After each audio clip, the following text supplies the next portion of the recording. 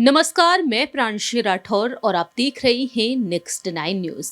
महाराष्ट्र में सियासी संकट एक बार फिर से गहराता हुआ नजर आने वाला है, क्योंकि देखा जाए तो महाराष्ट्र में जब से शिवसेना के प्रमुख उद्धव ठाकरे संग बगावत की है, उन्हीं की पार्टी के 40 विधायकों ने, और आज वह 40 बागी विधायक उन्हें तमाम बड़ी चुनौतियां दे रहे हैं, उनकी परेशानियों को बढ़ाते हुए दिखाई दे रहे हैं। फिलहाल सत्ता में मौजूदा मुख्यमंत्री एकनाथ शिंदे और उप मुख्यमंत्री देवेंद्र फडणवीस की जो सरकार है, वो सरकार यहाँ पर ऐसे अहम फैसले लेती हुई दिखाई दे रही है जिससे कहीं ना कहीं महाविकास अघाड़ी गठबंधन अपनी नाराजगी को जाहिर कर रहा है। फिलहाल देखा जाए तो एमवीए गठबंधन में भी कहीं ना कहीं रार पड़ती हुई देखने को मिल रही है, लेकिन साथ ही साथ शिंदे गुट और बीजेपी में भी। लेकिन इसी बीच देखा जाए तो राज्य में सत्ता में आए हुए शिंदे और फडणवीस की सरकार को तकरीबन 6 महीने हो चुके हैं। ऐसे में देखा जाए तो दावे यहां पर विपक्ष की तरफ से बार बार यही किए गए हैं कि 6 महीने के अंदर यह सरकार गिर जाएगी। लेकिन हाल ही में शिवसेना सांसद संजय राउत ने यह कहा कि वेंटिलेटर पर यह सरकार है,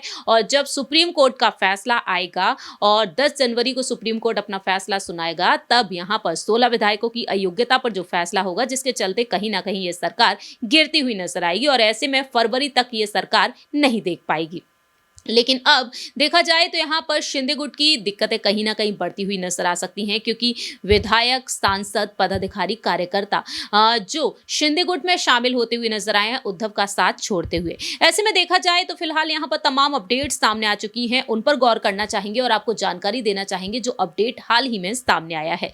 दरअसल आपको बताते चले कि अब यहाँ पर एक बार फिर से मुश्किलें बढ़ती हुई नजर आ सकती हैं शिंदे गुट की, क्योंकि संजय राउत ने तो बड़ा बयान दे ही दिया, जैसा कि हमने आपको बीती पिछली रिपोर्ट में बताया ही था। लेकिन 40 विधायक, 13 सांसद, बड़ी संख्या में ये नेता शिंदे गुट में शामिल हुए और अब इन कार्यकर्ताओं की परीक्षा की घड़ी भी आ चुकी है। दरअसल आपको बता दें कि चुनाव आयोग अब यहां पर फैसला सुनाने के लिए तैयार हो चुका है। शिवसेना के बंटवारे के बाद अब मूल शिवसेना कौन सी है, किसके पास शिवसेना का चुनाव चिन्ह जाएगा, फिलहाल देखा जाए तो दोनों ही गुटों पर चुनाव आयोग का क्या कुछ फैसला होगा। दरअसल आपको बता दें अब इस पूरे ही प्रकरण पर केंद्रीय चुनाव आयोग के समक्ष सुनवाई के लिए यह मामला जिस तरीके से लंबित है, जिसकी सुनवाई अब 12 जनवरी से शुरू होने वाली है।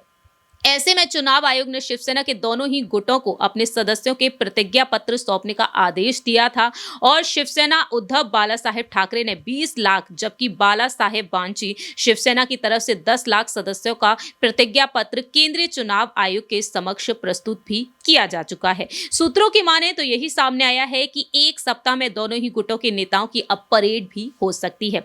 दरअसल आपको बता दें कि मौजूदा मुख्यमंत्री एकनाथ शिंदे के नेतृत्व वाली जो शिवसेना है सर्वाधिक जनप्रतिनिधि हैं, जिसको प्रत्यक्ष रूप से पड़तालने के लिए पहचान परेड आवश्यक मानी जा रही है। और दूसरी ही तरफ यहां पर केंद्रीय चुनाव आयोग के समक्ष जो दावा किया गया है दोनों ही गुटों की तरफ से, अब यहां पर सर्वाधिक जनप्रतिनिधि और पदाधिकारी होने का जो दावा कर रहे हैं, प्रत्यक्ष रूप से अब यहां पर पड़ताल की जाएगी और पहचान परेड की यहां पर आवश्यकता पड़ेगी। तो इस तरीके से देखा जाए तो यहां पर चुनाव आयोग अब मुश्किलें बढ़ाते हुए नजर आ सकता है शिंदे गुट की। ऐसे में देखना यहां पर यही दिलचस्प होगा कि चुनाव आयोग किसके समक्ष में फैसला सुनाता है, क्योंकि बात यहां पर अगर दस्तावेजों के बारे में की जाए तो दस्तावेज अधिक से अधिक उद्धव गुट की तरफ से जमा किए जा चुके हैं, लेकिन शिंदे गुट कहीं ना कहीं पिछड़ते हुए नजर आया। देखना होगा कि 12 जनवरी से जो सुनवाई एक बार फिर से शुरू होगी, यहां पर दाव कहां पर फंसता हुआ नजर आएगा। क्या वाकई में शिंदे गुट के पक्ष में फैसला होगा, या फिर यहां पर शिंदे गुट अपनी मुश्किलों को बढ़ती हुई देखेगा, या फिर उद्धव गुट की यहां पर जीत होगी। इस रिपोर्ट में इतना ही। बाकी की तमाम अपडेट्स के लिए आप देखते रहिए नेक्स्ट 9 न्यूज।